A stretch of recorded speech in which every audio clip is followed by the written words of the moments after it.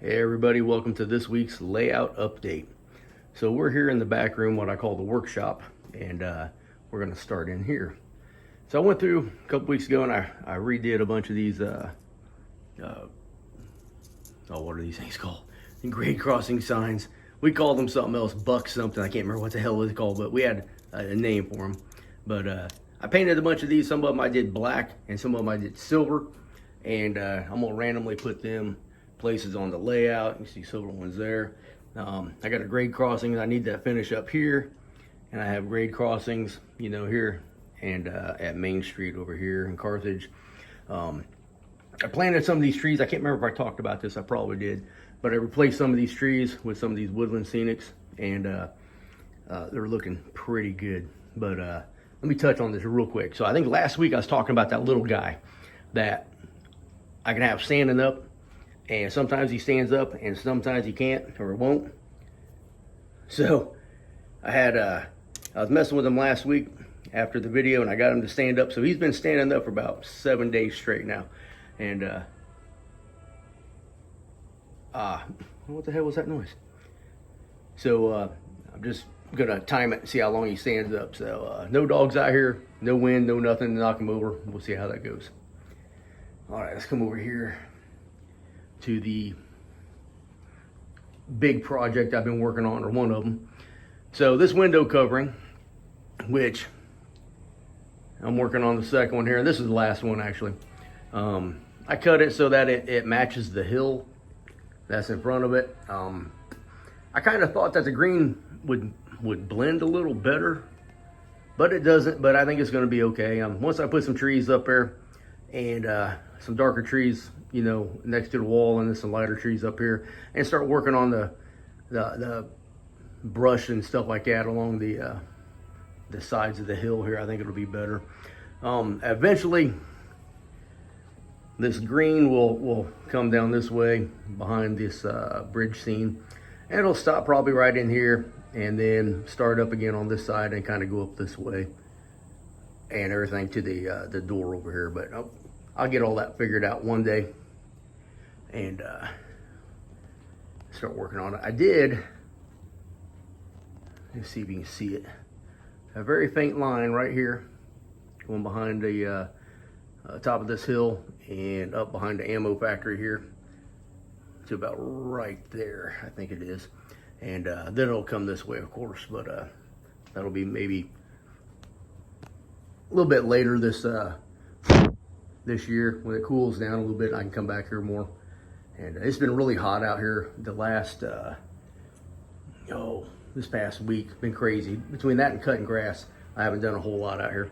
I've been cleaning. You can't tell it, but I cleaned for probably about 3 hours, and you can't tell a difference whatsoever that I've done.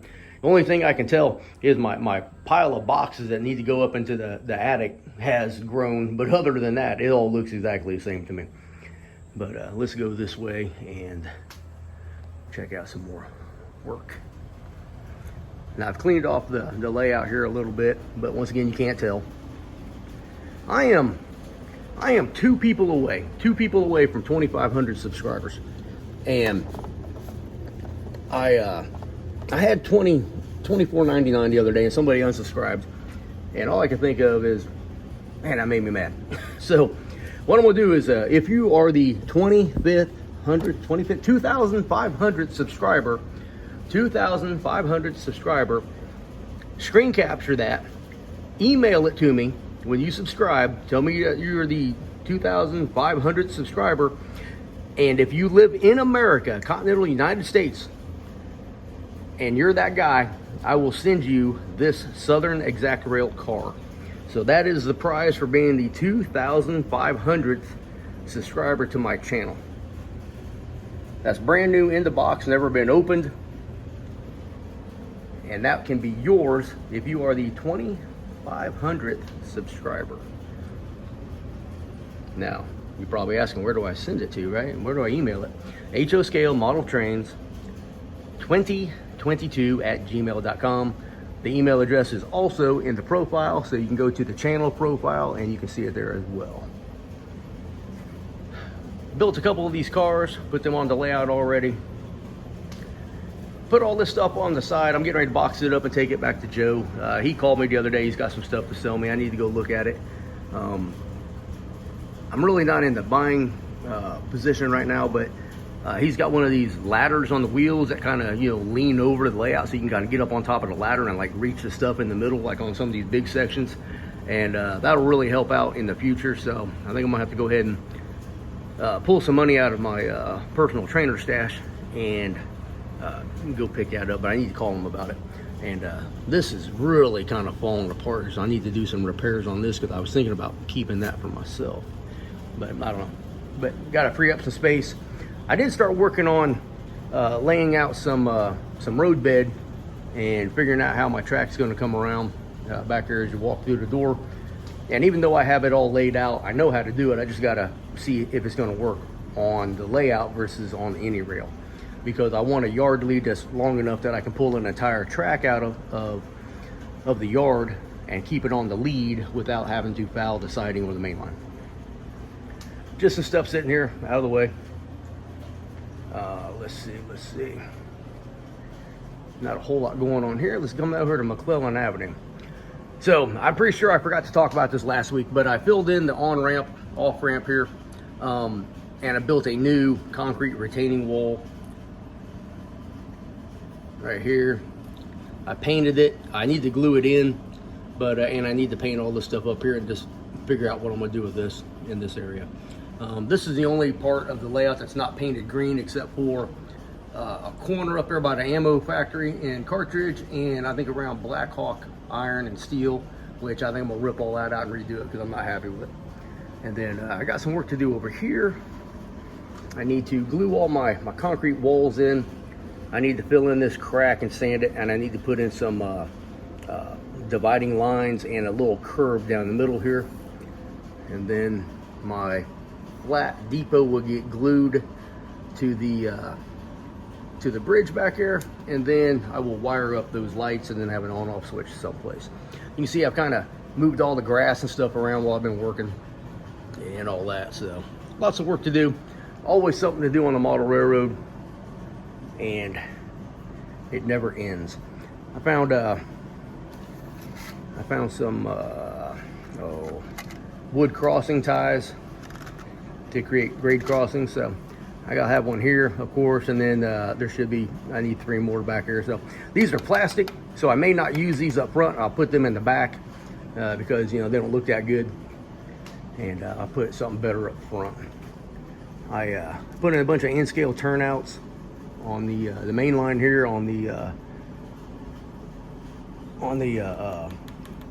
oh my goodness, I just woke up from a nap. You think I'd be able to talk about stuff, but on the belt line. So I got turnouts here. I had to take these 2 switches out and put the ground throw on the proper side, and somehow I took this one off and put it right back on the same side because I wanted it over here. So every now and then I do something a little bit tarded. So that's life. That's the way it is. That's been my life. Thanks, Dad. I appreciate you doing this to me. I blame him for the little things that I do that are kind of and because he does them too. So I don't know how I did that, but I did it.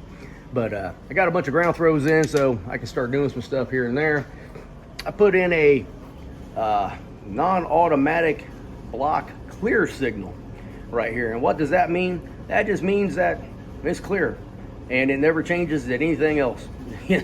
I never saw one of those, but we had a non-automatic block approach that always stayed approach. It never even went to red when we went over it or anything like that. So I just threw that up there for the heck of it. So we'll see what happens with it.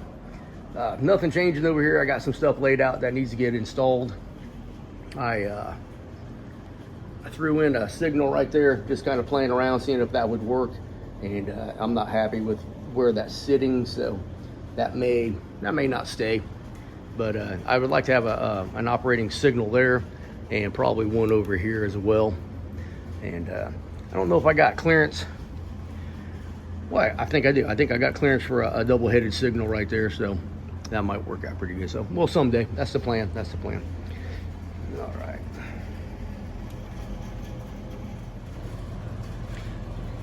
So my hand was getting tired and my arm was getting tired, so I had to switch some things up. So So I've kind of been mocking up this mountain area over here and kind of working on this spot that I'm not quite sure how I'm going to do it. But I got some scrap lined up here from where I cut off some angles, and I think this might work out okay. If I blend this area down to here with a piece of foam, and then plant some trees, and then paint the back side of this mountain green, and then, you know, with the trees up here, I think it'll blend and look, you know, a little bit of camouflage, and it'll just be like a small opening there where you can see the train come around the curve when it's coming down the grade in case there's a derailment and all that. So just an idea, see how that works out. I'll take you over here and show you what I've been doing.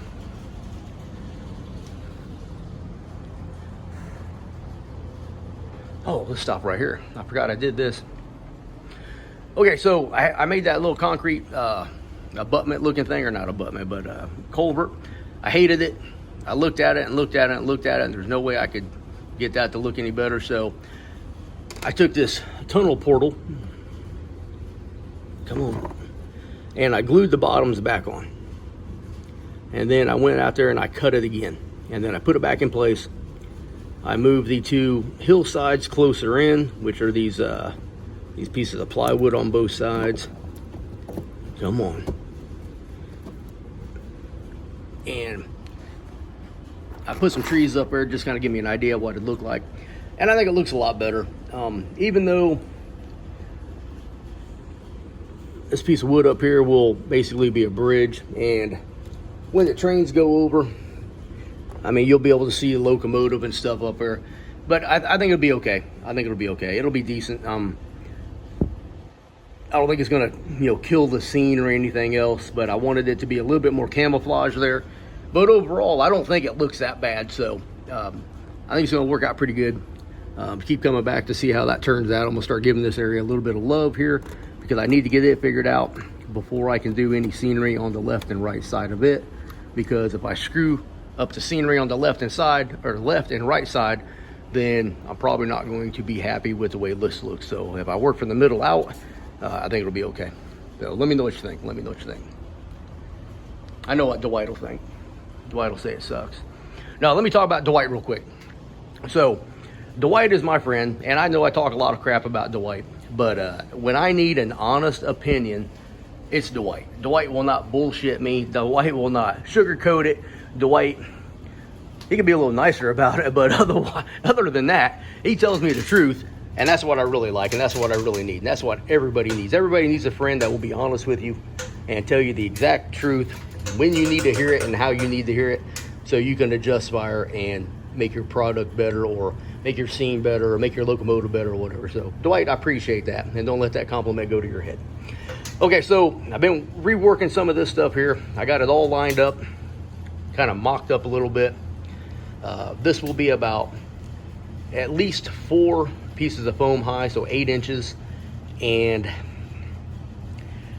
the rest of the mountain, which will fill in this area between track number 7, which is right here, and this part here, I'll probably make it about 18 inches tall total. So I got to figure out how I'm going to do it, how much foam it's going to take, because I'm just going to start stacking stuff up, and it'll be like in 3 sections, so that I can take it outside and put all the scenery on there and then bring it in and set it in place. I don't need it too heavy to cause the layout to sag in the middle or anything, which I think it's structurally strong enough to hold, you know, quite a bit. I can get up there with my fat 195 pound ass, and it doesn't move or budge or anything. But you know, over time, you know, things move, but you know, adjust to weight and all that stuff. So I'm figuring this stuff out, but I'm really liking the way this is looking so far. I have not put up any trees or done this scenery anyway. Even though I said I was going to do it a couple weeks ago, I've just been too busy doing other things. But some of these angles and some of these potential shots are looking incredible. So I'm pretty sure this is going to be a pretty badass shot coming through here. I can kind of move around a little bit and, you know, get different angles. You got that little hill between the 2 main lines there, and then where all this crap is stacked up right here is going to be an industrial area. So when you're down here shooting, you will have buildings and stuff over here blocking some of this, so you don't see all that brown, and maybe I'll go through and paint that green so it'll look a little bit better. But I'm really happy with everything. Now here's an idea I came up with the other day I need y'all's help with. I was thinking about coming back here and putting a turnout about right here. Move this signal tower back a couple inches, have a track diverge off the main line, come back through here, and just have this Hudson coal tipple as just a one track, you know, maybe 8-9 car coal tipple, coal loading facility with a coal silo, and then maybe like one of those what's it called?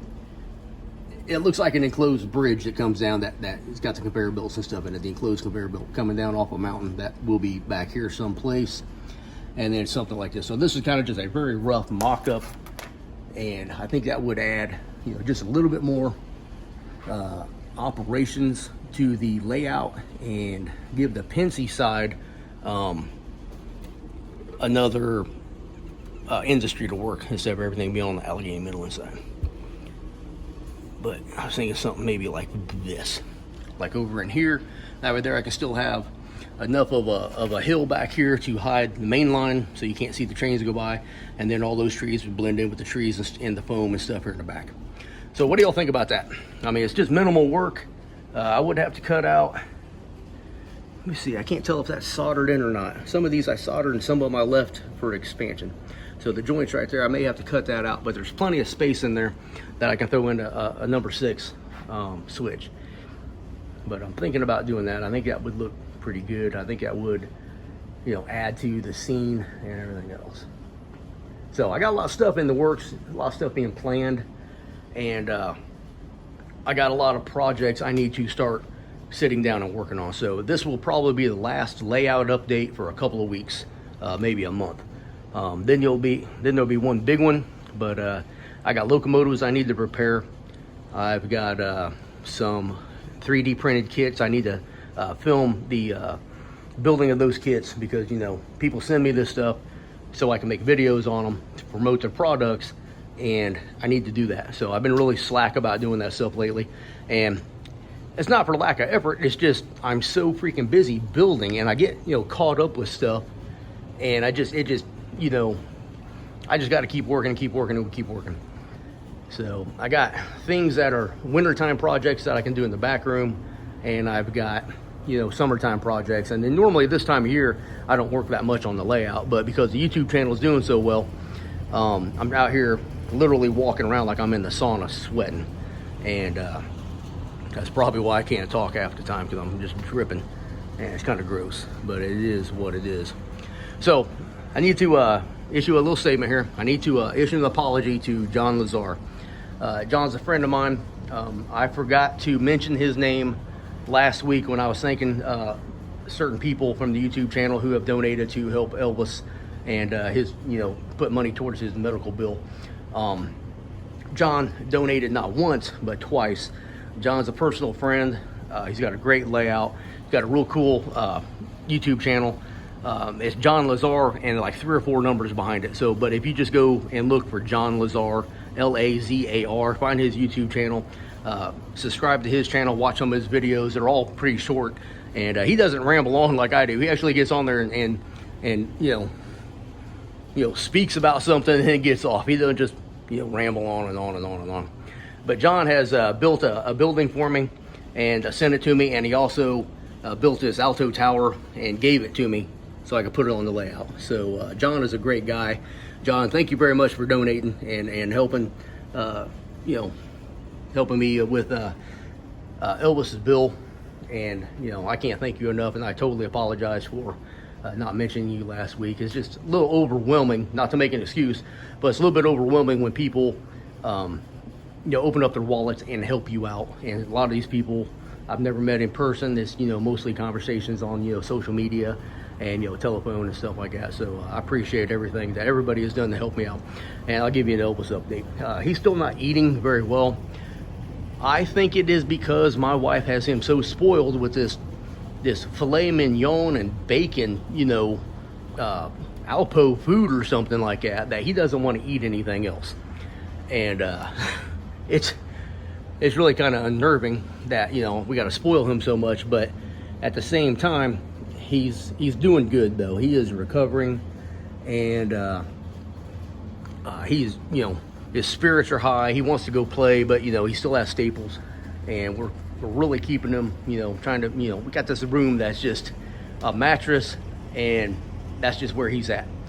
And so he's doing a lot better, and the other boys are doing great. You know, if you're new to the channel, we've rescued a couple of Great Danes that were literally starved to death, and it's kind of a pain in the butt right now, but I love them all, and I wouldn't know what to do without them. Elvis is pretty close to a service dog for me. I can take him someplace, and he's really good with everybody, and you know, he kind of, you know, keeps me from stressing out, and he is just so popular with everybody, so it's really pretty cool. But let me show you a couple other turnouts that I did. So another in-scale ground throw. These are all red caboose in-scale ground throws. Another one right there. And I think I talked about this before, where I had to move the tunnel portal back to get it to set right, so I can get this storage shed set over where I want it to. So I'm still working on that, but it's going to work out pretty good. I think that's about it.